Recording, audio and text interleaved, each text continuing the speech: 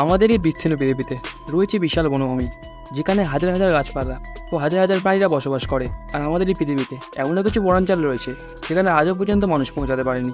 Africa মহাদেশের মাঝখানে অবস্থিত এমন একটি বনভূমির নাম হলো কঙ্গো রেইন ফরেস্ট। এটি বিশ্বের দ্বিতীয় বৃহত্তম বন এবং এই বনে বছরের বেশিরভাগ সময়ই বৃষ্টি হয়, যার জন্য এই বনভূমিকে কঙ্গো রেইন ফরেস্ট বলা হয়ে থাকে যে এই জঙ্গলে এমন কিছু জায়গা রয়েছে যেখানে মানুষ পৌঁছানো তো দূরের কথা, এই জঙ্গলে বসবাসকারী আদিবাসীরাও সেখানে পৌঁছাতে পারেনি।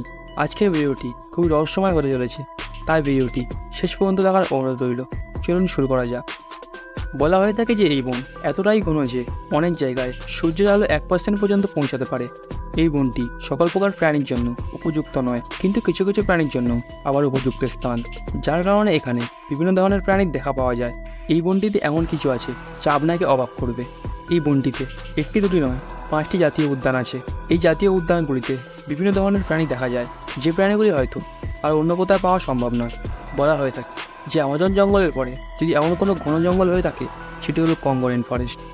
1.5 মিলিয়ন বর্গ কিলোমিটার জুড়ে বিস্তৃত এই জঙ্গলটি বিশ্বের তৃতীয় বৃহত্তম জঙ্গল।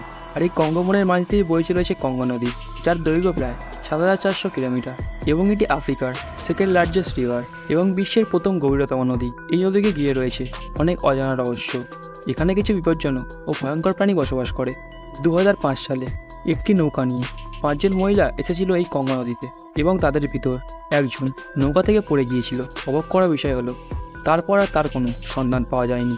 সে যেন সেই নদীতে অদৃশ্য হয়ে গিয়েছিল। কঙ্গো রেইন ফরেস্টে 10,000 প্রজাতি উদ্ভিদ বসবাস করে, যেখানে 1000 প্রজাতি শুধুমাত্র এই বনেই জন্মায়। এখানে লিয়ানাস নামের এক প্রকার উদ্ভিদ রয়েছে। 3000 ফুট লম্বা পর্যন্ত হতে পারে এই উদ্ভিদ। এই রেইন ফরেস্টে এমন কিছু ঘন জায়গা আছে যেখানে ঢোকার সাহস আজ পর্যন্ত কেউ করেনি। এখানে এমনই কিছু কিছু অদ্ভুত বিষাক্ত গাছ আছে যা মানুষের মৃত্যুর কারণও হতে পারে।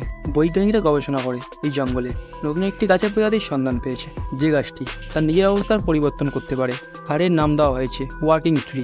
এই প্রজাতির ক্ষেত্রে দেখা গিয়েছে এই গাছ সূর্যের দিকে ক্রমাগত অগ্রসর হতে থাকে। অতএব সকালে এই গাছ পূর্ব দিকে থাকলেও বিকেলে এই গাছ পশ্চিম দিকে থাকে এবং এই গাছটি যতই আগে যেতে থাকবে ততই এর শিকড় বড় হতে থাকবে, আর এই গাছটি খুবই বিষাক্ত হয়ে থাকে। বিষয়টি অদ্ভুত হলেও এ নিয়ে গবেষণা চলছে বলে মনে করা হয়। এছাড়াও কঙ্গো রেইন ফরেস্টকে ভুতুড়ে বনও বলা হয়। এই বনের স্থানীয় বাসিন্দারা মনে করেন এই বনে অদ্ভুত কিছুর বসবাস রয়েছে, যেটিও এই বনের একটি রহস্য। 2019 সালে এক কাপল এই বনে ট্রেকিং করার সময় তাদের চোখে কিছু পড়েছিল, কিন্তু আজও যেন সেটি এক ধোঁয়াশার মতো হয়ে আছে।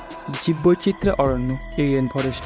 এখানে প্রায় 400 প্রজাতির স্তন্যপায়ী, 700 প্রজাতির মাছ এবং 1000 প্রজাতির পাখি রয়েছে। যে সকল প্রজাতি এখানে পাওয়া যায় তার মধ্যে পিগমি শিম্পাঞ্জি, বন্য হাতি, গরিলা, সাদা গন্ডার ও ওকাপি অন্যতম। তবে এই সকল প্রজাতির মধ্যে সবথেকে অদ্ভুত প্রজাতি হচ্ছে ওকাপি। এদেরকে দেখতে অনেকটা জিরাফের মতো, কিন্তু এর পায়ে সাদা কালো ডোরা দাগ মনে করিয়ে দেয় জেব্রার কথা।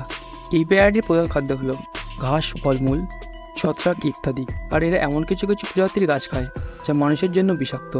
এছাড়াও এই রেইন ফরেস্টে অনেক বড় একটা অংশ ধরে বিচরণ করে আছে মাংসাশী আফ্রিকান চিতাবাঘ। ভয়ঙ্কর ও আক্রমণাত্মক এই চিতাবাঘ একটি ভয়ঙ্কর শিকারী। টিকটিকি থেকে শুরু করে পাখি, মহিষের বাছুর পর্যন্ত ইত্যাদি শিকার করে। আর এই চিতাবাঘের থেকে আকারে ছোট কিন্তু অনেক ভয়ানক। আরেকটি মাংসাশী প্রাণী হলো আফ্রিকান সোনালী বিড়াল। এই বিশালদেহী বিড়াল পাখি, বিবর, বানর প্রভৃতি শিকার করে থাকে। কঙ্গো রেইন ফরেস্টে প্রায় 50,000 বছর বাবদ মানুষ বসবাস করে। এই রেইন ফরেস্টে 150টি জাতি বসবাস করে, যাদের মধ্যে অনেকে গভীর অরণ্যে দলবদ্ধ হয়ে বসবাস করে। এই জাতিগোষ্ঠীর মধ্যে বিখ্যাত পিগমি পুরুষদের গড় উচ্চতা 4 ফিট 10 ইঞ্চি পর্যন্ত, আর মহিলাদের গড় উচ্চতা 4 ফুট 1 ইঞ্চি। তাদের এই স্বল্প উচ্চতা তাদেরকে রেইন ফরেস্টের মধ্যে চলাচল করতে সাহায্য করে। এছাড়াও কম উচ্চতার কারণে এদের ওজনও কম হয়। এরা 15 থেকে 70 জনের একটি গ্রুপে বসবাস করে। এই উপজাতি মূলত যাযাবর জীবন বসবাস করে। অধিকাংশ আফ্রিকান উপজাতি যারা এই অরণ্যে বসবাস করে তারা বনাঞ্চলে বেশিরভাগ সময় গ্রামের কোনো কাছাকাছি অবস্থানে বসবাস করে। এর মাধ্যমে এই উপজাতির কাছে কাঠ ও বন্যপ্রাণীর মাংস সংগ্রহ থাকে।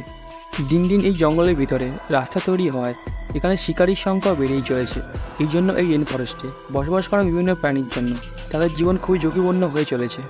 তো বন্ধুরা, আজকের ভিডিওটি এই পর্যন্তই। ভিডিওটি ভালো লাগলে লাইক করবেন এবং চ্যানেলটিকে সাবস্ক্রাইব করবেন। ধন্যবাদ।